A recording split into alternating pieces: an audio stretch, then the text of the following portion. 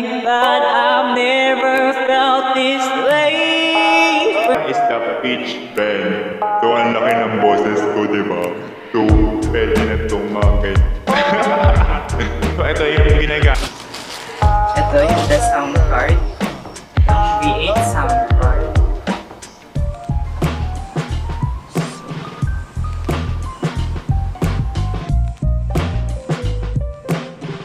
What's up you guys? Welcome back to my YouTube channel, and if you are new here, welcome to my YouTube channel. It's LaystonJay. So for today's video guys, as you can see in the title, we are going to try this BM-800 condenser plus V8 sound card, which is na-try ko na din ito bago ko to i-try din sa YouTube channel ko kasi pinag-aralan ko muna yung mga details about doon. And then if you want to know kung ano tong BM-800 condenser and V8 sound card, kung paano ito i-set up, at kung ano-ano yung mga effects meron dito, and then totoo bang mapapaganda ba yung boses mo, and then kung ano pa yung mga thoughts, impressions, and also yung mga opinions ko about dito sa nabili kong BM-800 condenser. So without further ado, let's jump into the video. So it's not officially unboxing kasi in-unbox ko talaga siya kasi nakakaya naman kung talaga tayo hindi ko ma-set up to ng maayos habang official unboxing siya. So un-unboxing ko siya before, tinagag ko talaga yung bubble wrap. So ito siya, one big box. So this one, condenser microphone, nakalagay dyan, and then unidirectional condenser microphone, excellent reproduction of voice and musical professional. So ayan siya. This one is the new series, I think. So ayan siya. And then meron na siyang pa-free na headset, which is Sony siya. So ayan siya. Siyempre hindi to free, kasama na sa binayaran. So ayan. So ito yung laman, papakita ko yung laman nito. So medyo magulo na ito kasi nga nabuksan ko na siya. So ayan siya. Pag binuksan mo siya, ito siya. Ito yung laman niya. So itong box na to, meron siyang ito yung the sound card, yung V8 sound card, and then meron siyang yan, 3 cables. Ito pang cables sa Android to the audio, and then ito naman is ganun din, same lang, dalawang ganun, and then ito naman is USB, ayan. Tapos meron siya dito for the headset, sana ako hindi tanaw, so for the headset, and then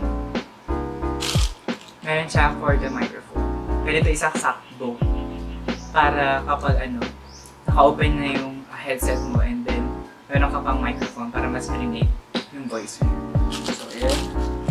And then ito yung ating, so apat pala siya. Ito pala isa pang port for the charging. And then the next one is this one, the BM-800 microphone condenser. Ayan siya. Ang ganda niya tingnan, diba? So professional tingnan. Summaries. And then meron na siya dito ang phone nito. Lalagay mo siya dito pang phone para yung laway hindi yan tumasik-tasik dun sa may microphone condenser. So and then meron na siyang ito the microphone holder for the next one.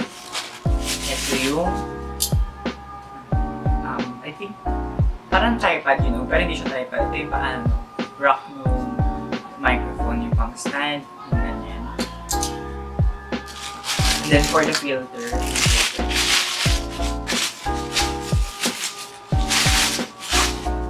yan, pag may filter talaga lakas mga summaries. Para ka nasa sariling studio at home. Diba? So ito pa rin isa pang microphone condenser. So ayan siya. So ayun na naman yung mga laman sa loob. So ayun lang siya. Tapos ito na yung headset. Ayan, may free headset na siya. So, ayan. So, let's go to the setup or the setting up of the... Okay, yung una munang kailangan natin itong... Ayan. Ito siya. Yung para maging holder nung mismong rack nung microphone condenser. So, ayan siya. Ito, ikutin na natin siya para sumikip and then lumawag yung itong holder. Para ma-hold natin siya dito sa may table. Ayan. So, unang gagawin siya. Kabit mo na siya dito. Kailangan nyo ng flat na surface na table tsaka pati yung sa ilalim. Ikutin mo lang siya dito na ikutin hanggang sa ma-secure na siya na hindi na siya masyadong shaky ba tawag doon? Shaky or hindi na siya mauga. So ayun siya. And then after nun, ilagay nyo na tong rack nyo. Rack. So lakihan ko lang siya. Sinalagay mo lang siya dito.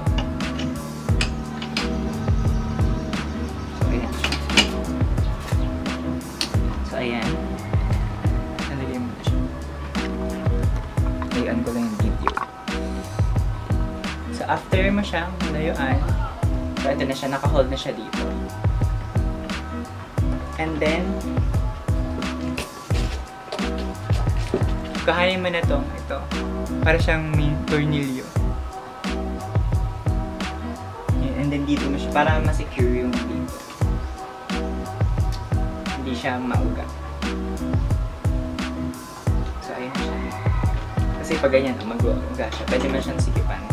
Based on your preference kung gano'n siya kasikip. Para kung saan mo siya pwede ilagay.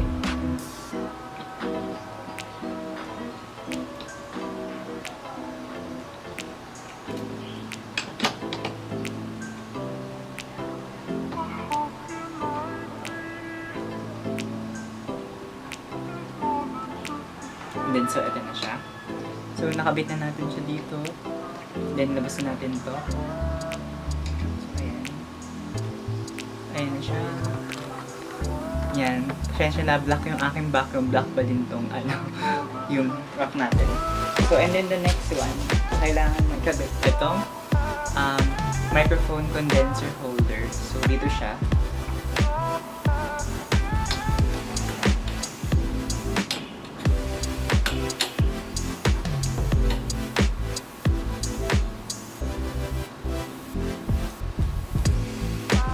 So, ayan siya. Alagay na siya dito. Kaya na bahala kung sa taas ba, gano'ng kataas, gano'ng kababa. And then, pihitin nyo na siya yung nandito sa likod. Para nakasecure. So, ayan siya. Ayan. So, after nun, pwede mo na itong kabit yung filter. Ayan, filter sa sounds. So, ganito lang siya. Ito rin siya yung, katulad ng kanina sa una. Pampasikip. And then pampalon. Ayan.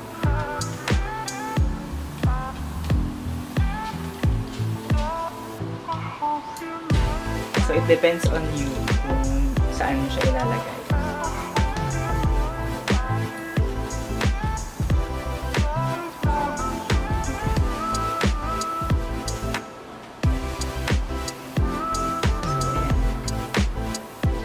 For the next one, lagay mo na itong microphone condenser dito. Lagyan na natin yung phone.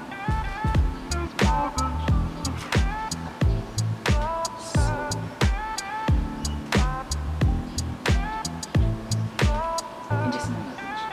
Depende naman yung kung gusto mo nakatayo yung ganito or pwede naman din nakahiga siya or nakaganyan talaga siya, nakatayo-tayo, ganyan. And it's depend on you. So, ayun, that's it for the setting up this one. So, next naman tayo dito sa ating V8 sound card kung paano isa-set up dito or kung ano-ano yung mga ilalagay dito sa ating mga ayan, cords na yan or nilagay dito sa mga sinusuksukan na mga cords. So, ayan siya. So, and then, ito muna sa natin, cords. Sa mga cords tuloy sa mga susuksukan. So ito, una is dynamic microphone which is ginagamit sa mga karaoke o videoke. And then, dito naman is condenser mic and this is for the headset and for the earphone. Pwede naman to parehas lang naman sila. And then this one is for the charging kasi itong V8 sound card is pwede siyang charging lang. Kahit i-charge mo man na to and magagamit mo na later. So, and then for the next one, this is for the accompaniment instrument. And this one's for the live 2 and the live 1. So, ito yung gagamitin natin mamaya. So, for the accompaniment pa siya. Accompany instrument. So, gagamitin mo siyang instrument mamaya. So, ayan. So, una mo natin kailangan is for the charging. Yan, normal na charging wire lang na ginagamit din sa Android. Pwede siya. So, pero dahil may dito naman yung charger ko. So, ito siya. Wait. So, ito siya. Charge natin din sa may charging. Hindi ko kasi siya na-charge, pero pwede naman ito gamitin na ng ganito. So, for the next one,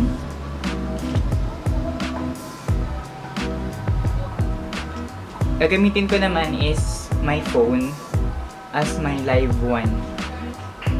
Kasi ito pang audio. So, kakabit mo lang siya dun sa my live 1. Live 1 or live 2, pares lang naman sila. Depende kung dalaw gagamitin mo. And then, ikabit mo dun sa phone, sa audio ng phone. So, ayan siya. Nakabit na siya. Para ito naman sa mga recording. Choo-choo. So, and then, for the next one, kakabit mo na tong yung ano to, normal na katulad sa dynamic microphone sa pang video, okay? Ayan, kakabit mo muna to dito sa condenser microphone. Dito. Ayan, may nakalagay naman siya. So, after mo makabit yon, ito, ikakabit mo na ito mismo dun sa may condenser. Ayan na siya. And then for the next one, last but definitely not the least, ayan, is the headset. Ayan, for the headset.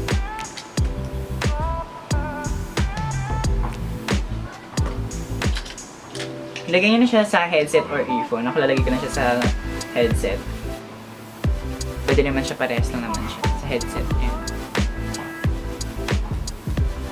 Meron naman manual dito sa... Ayan. May manual naman dito sa may page. Pag binili nyo naman tong product na to, is andito naman sa manual. Meron pa rin yung warranty here.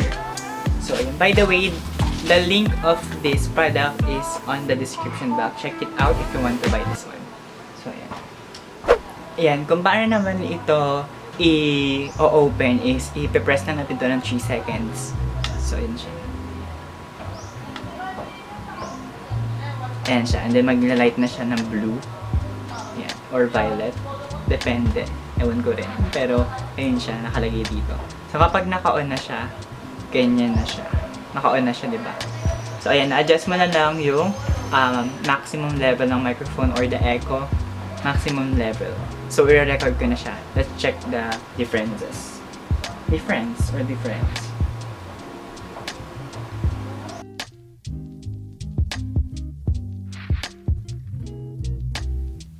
Yan. So, ganito yung boses ko na normal lang na walang edit. So, malakas yung echo. So, kapag binabaan mo lang siya, ganyan lang siya. Para lang tayo nag-live ng nasa radio. So, yan. Then, konting may echo. And then, may echo na medyo, mga 75% echo. And then, the 100% na echo. So, ayan siya. Lagyan natin siya 75% na echo. And then, yung volume nito is the maximum na siya. Depende na lang kapag nag-adjust na kapag kumakanta. So, ayan. Listen nyo lang and adjust the bass, the treble, the recording, kung gaano kalakas, for the music, and then for the monitor. So, yun. And then, meron siyang different kinds of mga effects. Una muna sa mga voice na tayo. So, electro. So, ayan. So, ganito yung boses ko kapag electro yung boss. So, Next one is the pitch bend. So, ang laki ng boses ko, di ba? So, pwede na itong market. So, ito yung ginagamit sa mga K-drama, yung malaking boss at di makilala.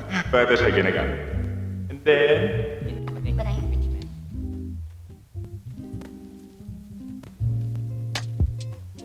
Importante elimination. Mas malong. Para tayo nasa bahay niyo. Housemate.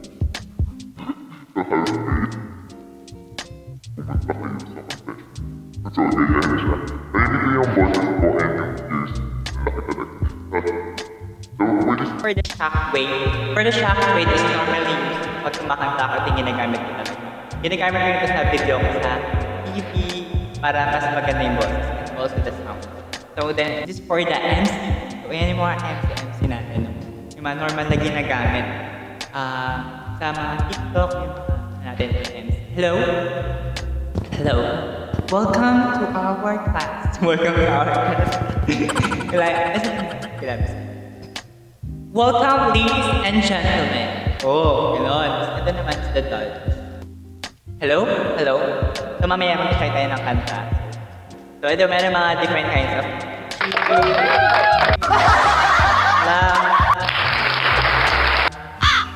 Remember, may mga sound effects too. Mamata na. I like it, I love it, I want some more. Ayan. Dile, y'all. Y'all, mile.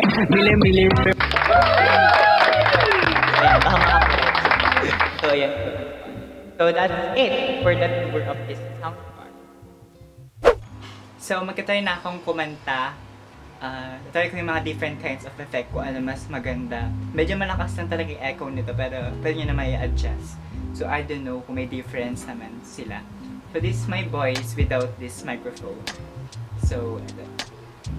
'Cause I know we weren't perfect, but I never felt this way for no one.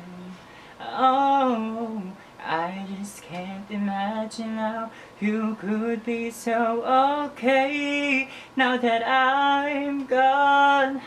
Because you didn't mean what you wrote in that song about me. Yes, you said forever, now I drive alone past your street. So, ayan. So, let's try naman kapag meron na tayong sound effects. So, gagamit natin yung song ng itong driver's license. So, correct me if I... Ano daw? Well, kapag mali yung lyrics ko, sorry. Kalimit ako na sa duhin. So, pero ito-try natin siya. And then, I'm not a professional singer. Yan, medyo hilig na ako sa singer. Pero I'm not super galing magkumanta. You know, what I'm saying. So, ito siya. So, this is for the Dodge. Pero I think hindi siya perfect for singing. So, this is for the MC. Medyo maganda rin naman siya. Let's try this MC as kanta. 'Cause I know we weren't perfect, but I've never felt this way for no one. Oh, I just can't imagine how you could be so okay now that I'm gone. I guess you didn't mean what you wrote in that song about me. You said forever, now I drive alone as your street. So for the next one naman, let's try this shockwave. Shockwave. So medyo hinaan ko lang yung echo kasi medyo malakas na yung echo nito. So ayan siya. 'Cause I know you weren't perfect, but I've never felt this way for no one. Oh, I just can't imagine how you could be so okay now that I'm gone. I guess you didn't mean what you wrote in that song about me. 'Cause you said forever, now I just alone as your street. So that's it. So let's give a bonus one. So support my original song Imahinasyon by MLPB Music. Check it out. The link is on this description box. The link is in the description box. Check it out and stream my song Imahinasyon. So magbibigay din ako ng pre-chorus and also chorus. I will try to sing it for you. This Imahinasyon song is about schoolmate crush, soulmate crush. So that's it. So let's try to sing this one. Kaibigan na lang ba ang tulingan? Hindi na ba aabot sa puntong magkaibigan? Aasa pa bang naririnig ang katanggang mahal kita? Bakit hindi kita kayang bitawan? Kahit hanggang kaibigan na lang talaga, itatago na lang ang nararamdaman, mananatili na lang ang aking imahinasyon. It's like... So ayun guys, medyo may galagal yung boses ko, no? So ayan. Wala ba talaga itong warm-up kanta, diretso kanta. So, ayun. So, this is for the video. Yan, ito yung video natin. So, that's it for this video, which is, ito, trying out this microphone condenser and also this V8 sound card, kung ano yung mga effects ito, kung ano yung mga meron dito sa V8 sound card na to. So, ayun, if you are aspiring singer of gusto nyo talaga ma-improve yung vocals nyo or gusto ma-improve yung boses nyo or para na masatisfy kayo na parang mas maboost pa yung confidence nyo, kanta lang tayo na kanta, especially mga katulad ng condenser kasi meron ka ng condenser para makakapagsariling recording ka na and meron ka ng sariling studio sa inyong bahay. I forgot the price of this product. So, this product costs 1,250 pesos. Yan, depende pa kung may mga sale tayo, mga payday sales sa Shopee, mga free shipping. So, pwede naman siya. Pero nag-bill ko to is for about 1,338 dahil may shipping fee pa nun and then hindi pa siya ganong sale nun that time. So, pero ito, guys, I really highly recommend this product. So, for the quality of this BM-800 microphone is super ang ganda ng quality niya. And for the sound card, so, maganda yung naging improvement nito sa mga, or enhance niya din yung boses ko kapag kumakanta. And then, for the effects naman, super cool kasi parang DJ ka na kapag may mga effects naman. Pero, meron ako hindi mga nagustuhan dito mga part kasi yung iba dito, ang mga part dito pagkakagawa, talagang, di ba pag plastic, medyo nakakaskas siya dun sa loob. Meron siya din mga part na gano'n. Pero matibay siya kasi aluminum steel to. And then for yan, madali yan naman siyang i-set up kapag alam mo talaga kung paano i-set up siya. And then for the filter, super ang ganda nito kasi talagang walang pumapasok kahit nandito yung electric fan ko. So ayan, hindi siya pumapasok dito mismo. Kasi yung filter. And then super kulob lang siya kahit open space. Yan, kulob lang siya dito. Yan, nakabukas bintana. And then medyo mainit din sa labas. Is okay lang naman din siya. So for the quality is pop na pop for this one. So I highly recommend this product. Kapag gusto nyong kumanta talaga, kaya yan. And then, gusto nyo rin mag-compose ng song nyo, pwede nyo i-PM yung MLPB Music. Ayan, kung gusto nyo i-release o may mga producer doon and gumagawa sila ng music. And then, matutulungan kayo, lalo na ma-enhance. Kasi sila nakatulong sa akin at tumulong sa akin at nagtiwala sa akin na kumanta. At ayun. Kaya ayun, nakaka-boost ng confidence talaga, no? Magkanta ka na. Kasi sila na nagtiwala sa akin. So, nakakatuwa. So, alam nyo, dumating din ako sa point na parang I want to stop singing. You know? Parang feeling ko ang pangit ng boses ko gano'n. Pero marami naman nagagandahan. Ewan ko kung may napangitan naman. Ewan ko. So, ayan. And kung gusto nyo mag-suggest na mga song na i-cover ko for my YouTube channel, just comment it down below dahil mayroon akong ganito. So, makakapag-record na ako. So, ayun. Gusto ko lang ito for fun lang. And then, gusto ko nang i-enjoy din kapag kumakanta, recording. So, ayan. So, that is for this video, guys. Hope you like this video. And if you did, please give a big thumbs up. And if you haven't yet subscribed to my YouTube channel, subscribe now and click the notification bell para maging updated pa kayo sa mga susunod ko pang video. So, ayun guys. Stay safe, everyone. Keep safe. Mask sa mask. And stay hydrated. Drink your water. Mostly I didn't drink yung water pa. So, ayan. So, yung take your medicines and also vitamins. So, bye-bye. Thank you so much for watching.